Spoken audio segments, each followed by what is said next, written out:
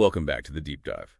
Today our sources take us somewhere pretty uncomfortable, looking at the connections between U.S. white supremacy policies and, well, the foundations of Nazi Germany. Yeah, we're really tracing the operational blueprints. It wasn't just, similar ideas floating around. It was concrete policy transfer. And the starting point is quite stark. Hitler himself, right? Yeah. In Mein Kampf. Exactly. He praised the U.S., said it was the only nation really making, quote, progress toward the creation of a healthy racist order, like the one the Nuremberg laws aimed for. Progress. So they saw the U.S. less as a moral example and more like a successful pioneer, a working system. Precisely. A practical model for racial hierarchy they could implement, and fast. Not about moral legitimacy at all. Okay, so let's unpack that. Blueprint 1, the legal architecture. How did U.S. law feed into the Nuremberg laws? Well, in the early 30s, Nazi legal scholars explicitly called the U.S. the leading racist jurisdiction. They weren't inventing this stuff whole cloth. They were actively studying U.S. race law then. Systematically. We actually have transcripts, like from a key meeting, June 5th, 1934. They went through U.S. statutes meticulously. And what specifically caught their eye for their own anti-Jewish law? It was the anti-miscegenation laws, Jim Crow. That became the direct model for the law for the protection of German blood and German honor. So they looked at laws banning interracial marriage. Yes, and the penalties. They noted things like Maryland's law, 18 months to 10 years in prison. They basically adopted that structure, the whole framework. And just swapped out the targeted group. They just substituted Jews for coloreds, as the terminology went. It's quite chillingly direct. Incredible. Okay, moving from law to biological validation. Eugenics. American influence there, too. Oh, absolutely central. German eugenicists really admired the U.S. sterilization programs. California was often cited. And that admiration translated into policy. Directly. It underpinned the 1933 law for the prevention of offspring with hereditary diseases. That led to something like 400,000 sterilizations in Germany. Wow.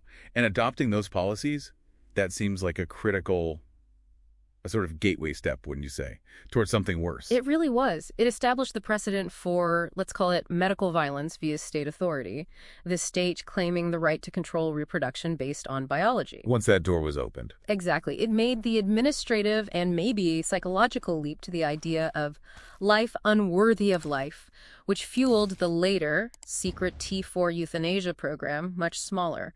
The American model kind of greased the wheels for state compliance. A terrifying path. Okay, let's connect this to territory. Hitler's idea of Lebensraum, living space in the East. How does that link back? The sources show Hitler repeatedly drew parallels himself. He explicitly compared his vision for Eastern Europe to the American conquest of the West. Manifest destiny. Yes. The borrowed piece wasn't tactics, necessarily, but the ideological justification. The idea that displacing or eliminating existing populations is a legitimate, even necessary part of national expansion framed as racial destiny. And once you have the territory, how you treat the people there. The Untermenschen, as they called them. Any U.S. parallel there? A deep and dark one. American chattel slavery provided a kind of philosophical basis. How so? It normalized treating a whole category of human beings defined by race as property, as disposable labor assets, where high death rates were just part of the economic calculation. So that thinking influenced Nazi labor policies.